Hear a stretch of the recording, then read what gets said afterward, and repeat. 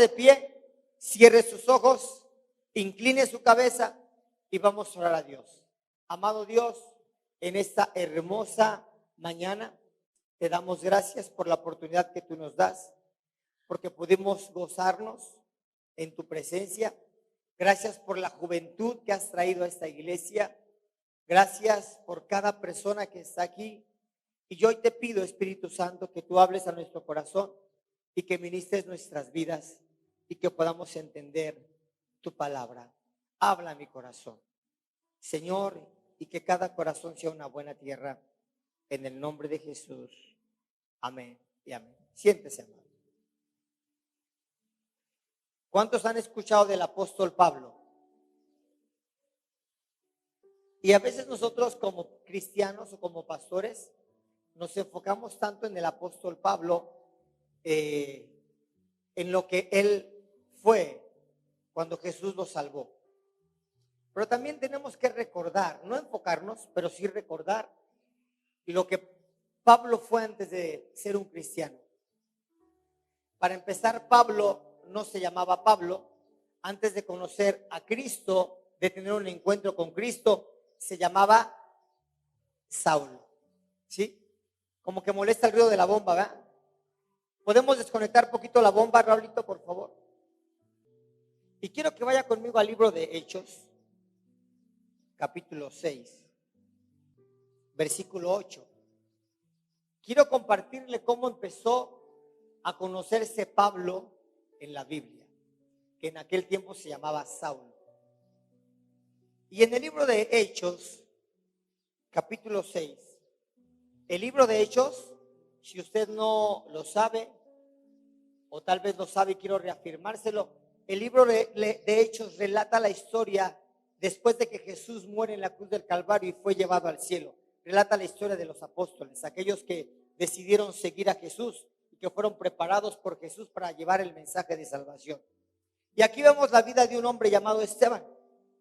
En el libro de Hechos, capítulo 6, versículo 8, nos dice que Esteban era un hombre lleno de gracia y del poder de Dios. Hacía grandes prodigios y señales, milagros ante todo el pueblo, entre el pueblo.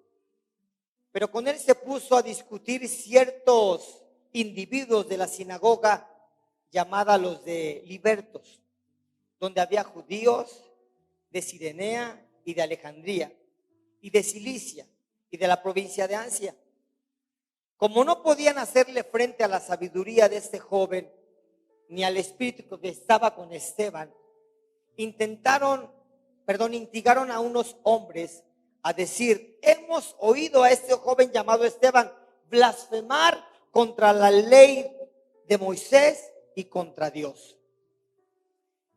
Tremendo lo que sucedió, pero después vamos a Hechos capítulo 7 también, en el versículo 54, y vemos cómo estos hombres se salieron con la suya. Ellos llevaron al pueblo a alborotarlo tanto que el pueblo sintió tanto coraje por Esteban, pensando que Esteban estaba blasfemando en contra de Dios y en contra de la ley de Moisés.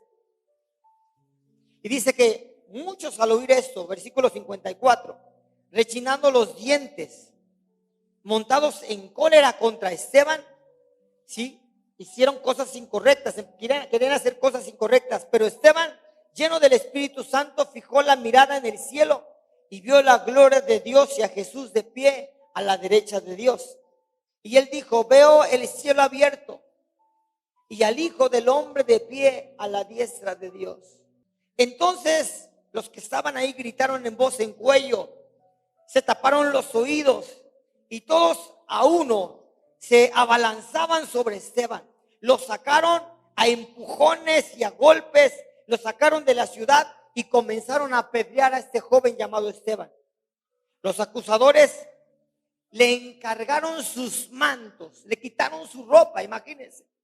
Lo desvistieron y lo golpearon y le aventaron piedras, lo descalabraban hasta el punto que lo mataron. Y quitando las ropas, tomando las ropas de este joven llamado Esteban, se las dieron a un joven. Le dieron sus mantos a un joven para que los tuviera. Y ese joven se llamaba Saulo. Saulo es ese Pablo que usted conoce, ese que escribió muchos libros del Nuevo Testamento, ese hombre que llegó a lugares donde nunca antes habían llegado ni aún los apóstoles de Jesús. Mientras lo apedreaban, Esteban oraba.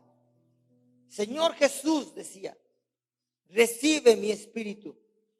Luego cayó de rodillas y gritó, Señor, no les tomes en cuenta su pecado.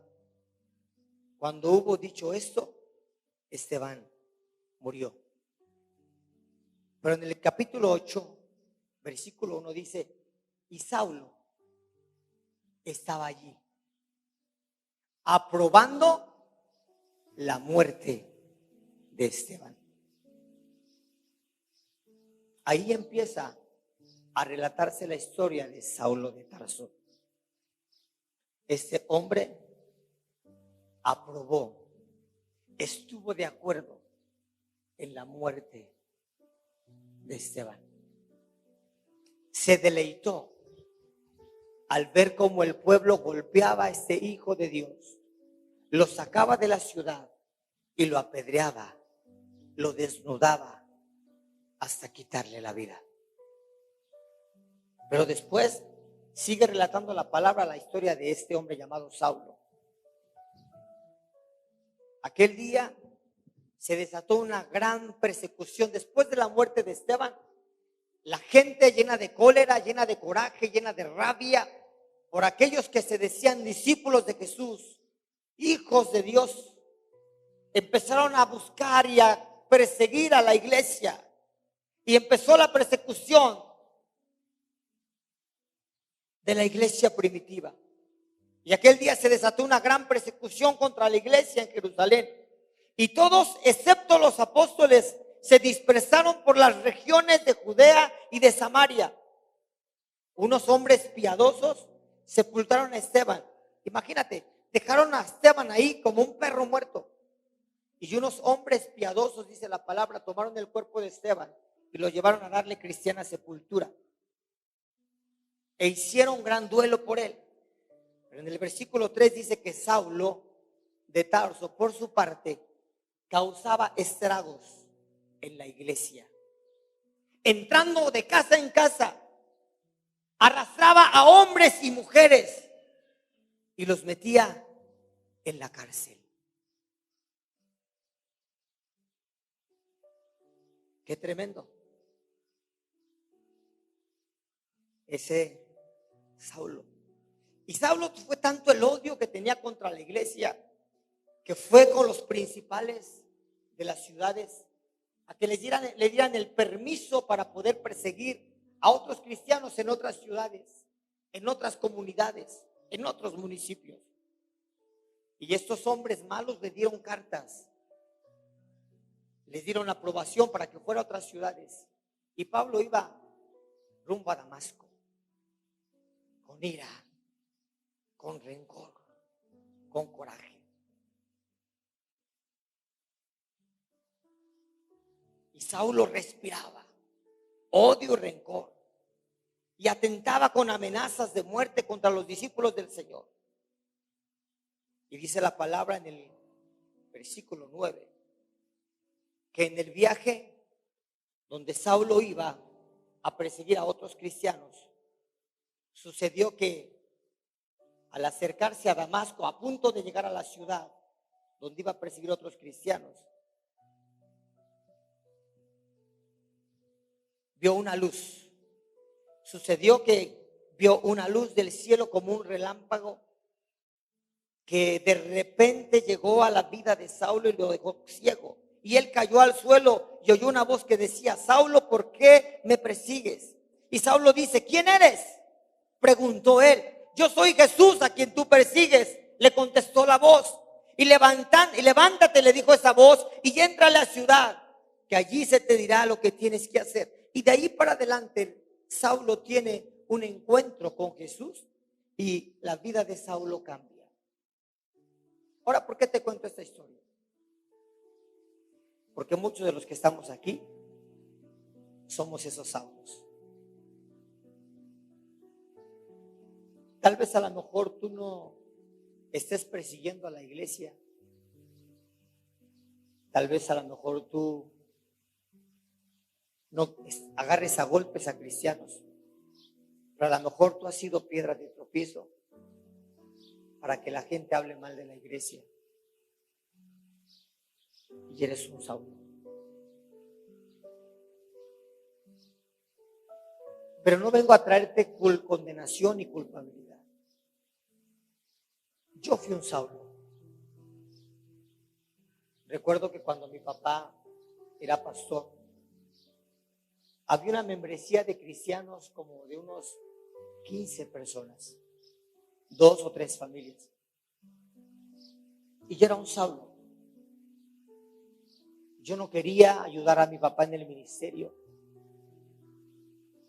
A mí me gustaba la música del mundo. Y a veces me gustó siempre la música y yo compré una bocina grandota y la puse en mi camioneta en aquellos tiempos, los que son de mi época, que estaban las grabadoras grandotas, Hugo, y que iban ahí choleando con la grabadorota, ¿te acuerdas? Y en las camionetas ponían unas bocinotas afuera y la música a todo volumen. Y yo era de esos, yo tenía mi música a todo volumen y ponía mi música en inglés y de todo. Cuando estaba enamorado de esta mujer hermosa, a veces me ponía la de Cristian Castro, esas canciones acá llegadoras, ¿ya? Y la gente llegaba con mi papá y le decía, hermano Joel, oiga a su hijo, ¿qué testimonio da? ¿Cómo vamos a ganar al pueblo si ve a su hijo? Recuerdo una ocasión que me enojé con mi esposa, que en aquel tiempo era mi novia, Juanita, y me enojé con ella, no sé por qué me enojé. Agarré yo la camioneta como todo un buen enamorado. Era una camioneta Chevrolet, modelo 70 y tantos. Y agarré yo venía y puse mi estéreo a todo volumen y le doy al acelerador. Y iba subiendo toda la calle allá, la Hidalgo. Bien puertote. Y de repente veo que 2 personas iban en la banqueta y se suben así bien rápido. Quítate porque ahí los llevo. Y que le doy. Y en eso que pasa la camioneta que gritan, ¡Daniel! En la torre. Volteo. ¿Quién creen que era el que se subió a la banqueta? Mi papá. Y iba con un hermano, el hermano Narciso Ponce. Muchos lo conocieron. Ya está con el Señor. Cuando me ve, dice, voy a creer contigo. Hazte a un lado. Me recorro de la camioneta, todo apachurrado. Se sube. Y le dice, hermano Narciso, súbase. No, yo no me voy. No, se está re loco. Y nos fuimos a la casa. Recuerdo que llegué al cuarto, me encerré. Mi padre no me dijo nada. Al día siguiente me desperté, bajé a desayunar. Era un día sábado, iba a ser domingo. Y solamente me dijo mi papá, pero un día Dios te va a tomar. Y ese día no llegó tarde. Tuve un encuentro con Jesús y decidí servirlo. Pero a veces nosotros somos esos Saulos, o cambia un poquito el personaje y nos convertimos en esas personas que cuando vemos a un joven, a una señorita, que son atraídos por cosas incorrectas, o aún mismos cristianos que están batallando con cosas, en lugar de dar por ellos, los condenamos. Yo no sé cuántos cristianos en aquel tiempo, Manuelita, hablaron por mí y decían, Señor, ten misericordia del hijo del pastor, perdónalo y sálvalo. O tal vez otros decían, Señor, te lo llevas o te lo mandamos porque este nomás está haciendo un escándalo y no podemos predicar la palabra porque este es mal testimonio. Y yo quiero animarlo a usted, hermano y hermana que me escuchan. Tal vez usted es ese Saulo, pero hoy le profetizo que llegará un día donde el Señor lo va a tomar y usted le va a servir con todo su corazón. Hay un texto que me impacta tanto que está en el libro de Primera de Corintios, vamos a él. Ahorita se lo compartí a un amigo mío Y por eso me atreví a hablar de esta prédica, porque no iba a predicar esto. Y 1 Corintios capítulo 1 versículo 26 dice: pues mirad, hermanos. ¿Quién crees que escribió aquí? El mismo Pablo, Saulo. Dice: pues mirad, hermanos, vuestra vocación, que no sois muchos sabios, no sois muchos sabios según la carne, ni muchos poderosos, ni muchos nobles, sino que lo necio del mundo, ¿qué dice la palabra? Escogió Dios. ¿Para qué? Para avergonzar a los sabios. Y lo débil del mundo escogió Dios. ¿Para qué? Para avergonzar a lo fuerte. Y lo vil del mundo y lo menospreciado escogió Dios. Y lo que no es, para deshacer lo que es. Ahora posiblemente te voy a decir una frase que te va a impactar. Tal vez tú conoces de Dios y tal vez no has podido ser un verdadero cristiano. Tal vez has caído muchas veces. Tal vez sigues metiéndote cochinada en tu cuerpo. Tal vez tienes un mal carácter, un mal genio. Déjame decirte que posiblemente Dios haya trazado esa historia en tu vida. Y Dios permita que eso pase, porque Dios quiere exaltarte como lo hizo con Saulo. Yo me imagino que en aquel tiempo los que conocían a Saulo le tenían miedo, otros le tenían odio, otros rencor. Pero cuando Pablo se convierte al evangelio, él vino a mostrar y él decía: yo era una persona vil, era miserable, yo perseguía a los cristianos, yo blasfemé muchas veces en el nombre de Jesús y puse en evidencia su nombre, perseguí a los hijos de Dios, pero Dios me rescató y me salvó. No sé la vida que estés viviendo, no sé por lo que estás pasando, pero lo único que sí sé, que si Dios te llamó, es que tú tienes un plan de parte de Dios.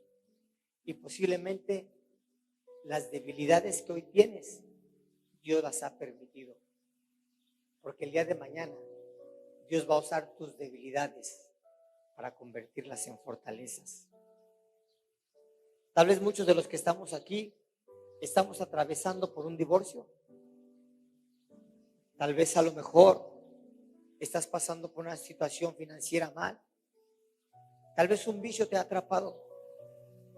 No por eso quiera decir que Dios no te ame. Yo me atrevo a pensar, yo, como persona y como pastor, que a veces Dios tenía ese plan para tu vida. Porque Dios quiere mostrarte que Él tiene el poder para restaurar tu matrimonio, para liberarte de los vicios, para estabilizar tu situación financiera, para que tú el día de mañana seas una voz y le digas a la gente: yo antes era así y Dios tuvo misericordia de mí y transformó mi vida. ¿Le puedes dar un aplauso al Señor por ello?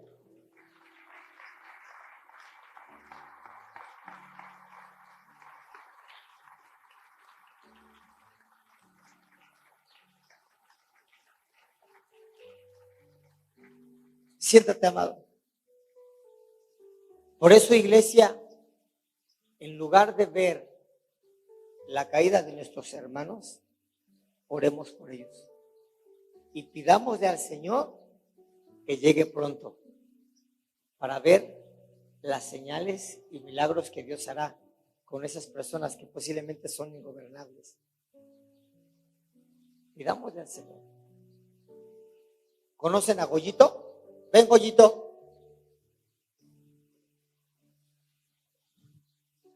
Goyito fue mi vecino. Vivíamos en la calle Hidalgo. Goyito estaba chiquito como yo estoy chiquito. Sus hermanos eran mis amigos de infancia. Lelo, Dani, que se fue, Anita. Y Goyito era el pequeño. Pero Goyito cayó en el vicio. Goyito mucho tiempo intentó quitarse la vida. Tiene cicatrices en su cuello. Hace poco, él mismo atentó contra su propia vida y consumió veneno para darse el rip total. ¿Pero qué creen que no se murió este? Ya en algunos lugares le dicen el gato, porque tiene más de 9 vidas. ¿Y sabe por qué Goyito sigue bien? Porque Dios tenía un plan para él. Yo no lo sabía. Y me acuerdo que su mamá, mucho tiempo estuvimos yendo a su casa y decía a su mamá, ay, es que Goyo, ya no aguanto ese chamaco. ¿Qué pecado he cometido? Yo decía, ay, señora, la compadezco. Pero después de que estoy viendo la obra que Dios está haciendo en Goyito, yo me doy cuenta que Dios tiene sus planes. Y los planes de Dios son perfectos. ¿Y quién de los que está aquí somos santos desde que nacimos? ¿Quién no ha cometido ningún pecado? Que levante la mano. No hay nadie. La Biblia dice que no hay justo ni aun uno. Pero Dios muestra su amor para con nosotros en que siendo aún pecadores, Cristo murió por nosotros. Gracias, Goyito. Dios te bendiga, hermano. Gracias por ello.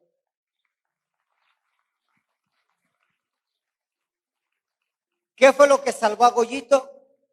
El propósito. Dile al que está a tu lado, tú tienes un propósito.